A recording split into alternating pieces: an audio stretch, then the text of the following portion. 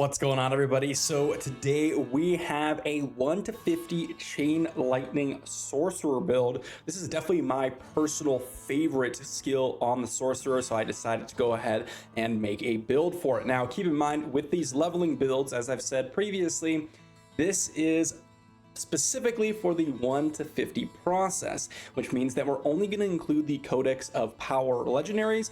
And in fact, I'm not even going to include all the legendaries because you're going to be replacing your gear so often.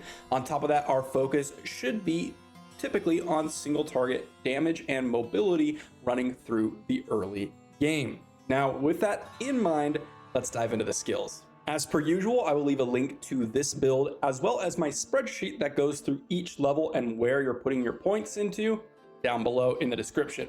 Now for skills here, we're going to be running Ice Armor, Teleport, Unstable Currents, Frost Nova, Arc Lash, and Chain Lightning. Pretty fun here, but let's dive into the skill tree and see where we're going with everything. Now, first off, Arc Lash is just an absolutely amazing basic, okay? With Arc Lash here, this is an AoE, just cleave attack, and on top of that, we get pretty solid damage out of this. In fact, this damaging basic is one of the higher damaging basics in the game starting out. And actually, we typically one-shots monsters, so Arc Lash is definitely going to be the way to go here. It's so powerful. So we're going to put Arc Lash and an enhanced Arc Lash point to go ahead and pick up the core skill, which is going to be Chain Lightning, as for the sake of this build. Now, once we get Chain Lightning, we're going to pick up Enhanced Chain Lightning and then Greater Chain Lightning so that we can get extra damage. Enhanced Chain Lightning is going to just give us extra crit chance, and then Greater Chain Lightning is going to give us extra bonus damage when Chain Lightning bounces off of us. Now, this is very important to note, because with our aspects later on, Chain Lightning is going to be the core aspect of this build, as well as our enchantment slots later on. But after we go ahead and unlock Enhanced Chain Lightning and Greater Chain Lightning, we're going to put another point into Chain Lightning so we can unlock some skills down here. Now, here's where it gets interesting. After we've gone ahead and picked up Chain Lightning and unlocked these skills, I would recommend picking up Teleport, because we do want some mobility in this build, and more importantly than the mobility actually is the unstoppable aspect. This is key to every single build in the game, in my opinion, because CC in this game is one of the only ways that you'll die. And if you're gonna die, then, well, you really are gonna have a tough time doing things quickly. So either you play hardcore and you're gonna want this because, well, you want to break CC and you want to survive, or if you're playing softcore, well, again, you want to survive regardless, so unstoppable is crucial, and that's where we're going to pick that up. So to pick Teleport up, then we're going to come back and finish off Chain Lightning. As I mentioned, it's the core damage dealing skill. Then we're going to come down here and pick up Ice Armor and Frost Nova. Now, I really like these. Ice Armor is just going to give you extra shielding, keep you alive a little bit longer, and Frost Nova is, more importantly, when you get the enhancements, this is a really nice thing to do where you're going to teleport into the kind of middle of teams or middle of groups, and then you're going to Frost Nova everyone, boom, freeze everyone, and you won't die. And then after they get unfrozen, you can pop your ice barrier, or you can even pop it sooner with some bonuses that we're going to get later on. So after we pick up Ice Armor and Frost Nova, we're going to head back up for Enhanced Teleport, because again, we're going to be trying to teleport into enemies because we want to get melee range for that Arc Lash, we want to get the Frost Nova off, so we're going to decrease some cooldowns, which is pretty nice. After we reach that, when we hit level 15, we're actually going to unlock Firebolt. This is crucial for our enchantment slot, which will go later on in the video, but for the purposes of skills, we're not going to be using it, but you do have to have a point into a skill if you want to use it for the enchantment slot. After we pick up Firebolt, we're going to head back down here to pick up Enhanced Ice Armor for a little bit of extra mana regeneration, then Enhanced Frost Nova for potential reducing of the cooldowns, and then more importantly, Mystical Frost Nova, which is going to give us vulnerable on all targets, 6 seconds for bosses and 4 seconds for everyone else, which is going to be a big damage increase. After that, we're going to come back up and pick up Shimmering Teleport, because we're going to get some damage reduction. If you don't happen to have that Frost Nova up, 30% damage reduction is huge, and you're definitely going to get that teleport, assuming you're teleporting kind of around enemies. This is probably going to be down to like a 9-second cooldown on average, which means you can use it multiple times, and that's give you a pretty high uptime of damage reduction, which is really nice. Next, we're going to pick up Glass Cannon. Glass Cannon, this is one of the reasons why we have barriers, why we have a lot of damage reduction in the build, because we're going to pick up Glass Cannon. It's going to get 9% extra damage taken, but also we're going to deal 18% extra damage. That's a massive, massive damage boost. We got to pick this up. After that, we're going to come back up and put 2 points into Arc Lash so that we can start leveling this up, because again, we're going to be Arc Lashing very, very often, again, to just cleave out enemies, but also because of our legendary aspects, which we'll go over later on.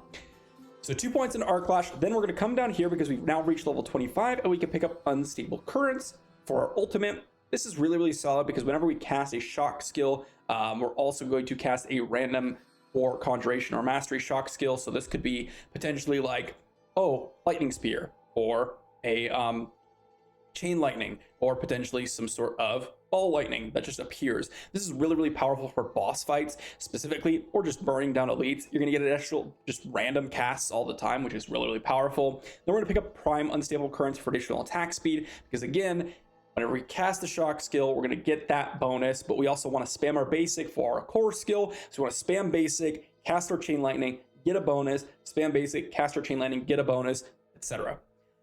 Then we have Arc Lash to finish off. So we're going to come back up here and put 2 points into Arc Lash once again. And then we get to come down here for Fiery Surge. Now, Fiery Surge, this is really, really powerful with our Fire Bolt enchantment, because whenever we cast a chain lightning, which I'll go over the enchantment later on, we're going to be burning people. So we're going to pick this up because we're going to constantly be burning for extra mana regeneration, which is very, very important in this build because of our legendary aspects. After we pick up that big mana boost, we're going to go ahead and pick up Devastation, which I seem to have forgotten where it is. Here it is. Extra maximum mana, and then we're going to head over to the Elemental Dominance. So 2 points into Elemental Dominance. This is going to give us extra increased damage when we cast above 50 mana, which we will always be doing. So 2 points into that, and then we're going to come down here for Fear's Mastery. Close enemies take 10% increased damage, which is going to be super important because we're going to be teleporting into the battle, arc lashing, right? And then we're going to also take 20% less damage from those characters, as well as if we crit, we're going to increase these bonuses, and we're going to always crit pretty much with our legendary aspects. Then we're going to go ahead and come up here to finish off Elemental Dominance for additional damage. Then we're going to come down here for Fireball for our second enchantment slot. This enchantment slot, whenever the enemy takes burning damage, there's a chance to spawn firewalls. And again, our enchantments kind of work together, which I'll provide more context later on. After we pick up Firewall, we're going to pick up Endless Pyre, and then we're going to go for Warmth. This is really, really powerful. We want 3 stacks of Warmth because what this is going to do is it's going to heal us for each nearby burning enemy, which is going to happen from our enchantment slot. So we're going to be healing for most likely around like 3 to 4% every second of our max HP, which is a really nice passive heal coming in. After we pick up Warmth, then we're going to pick up Coursing Currents, which is going to give us additional crit chance whenever we hit people with shock skills. And then if we crit, it resets. But extra crit rate is very, very important for, again, Fear's Mastery and a few other things. Then we're going to pick up Electrocution. Max this out, 15% less damage for 5 seconds after being critically struck by your shock skills. And then lastly, we're going to come back up here for a little bit more damage reduction here in Align the Elements. 1 point, you don't really need a ton of points in the Align the Elements to get more value, as long as you're not taking damage from elites. Then we're going to pick up Protection for anytime we use a cooldown, we're going to get some barriers. So that means that whenever we're popping Ice Arm, we're going to get a barrier. Frost Nova is going to be a barrier. Teleport's going to be a barrier. And if you time these right, you can almost have permanent barrier. And that means that if you time it right, you're never going to take damage essentially. And that means you're going to have a lot of damage reduction against elites, which is really, really nice. So that's going to be the skills. Let's talk about the enchantment slots. So you might have noticed in the build, we have a lot of things that combo with burning, and we don't really have any burning inside the build. And this is where the enchantment slots come into play. So we pick up 1 point into Firebolt at level 15, because that's when we unlock our first enchantment slot. And whenever we deal direct damage from skills, we're going to apply 23% burning over 8 seconds. Not a ton of burning damage, but it's really nice to have this because it's going to, kind of trigger a lot of just passive damage across the board and give us the extra healing, which is going to give us a ton of survivability in our build. And then we're also going to run Firewall enchantment here.